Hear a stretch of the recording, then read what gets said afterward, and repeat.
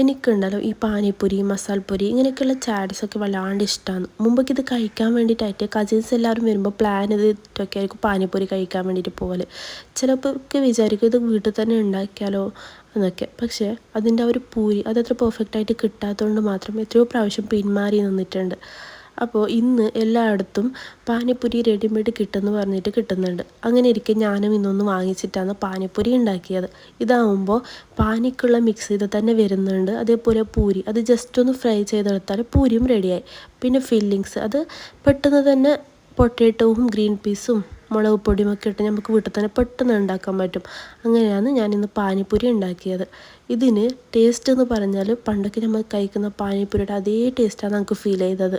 അപ്പോൾ ഇതിൻ്റെ full video എൻ്റെ യൂട്യൂബ് ചാനലിൽ ഇട്ടിട്ടുണ്ട്. നിങ്ങൾക്ക് ഇതുപോലത്തെ ചാറ്റ്സ് അങ്ങനെയൊക്കെ ഇഷ്ടമാണെങ്കിൽ നിങ്ങളുടെ വീഡിയോ ഫുള്ളായിട്ട് കാണാം. അതേപോലെ ലൈക്ക് ചെയ്യുക, സബ്സ്ക്രൈബും കൂടെ ചെയ്യുക. അപ്പോൾ എല്ലാവർക്കും ഗുഡ് ബൈ.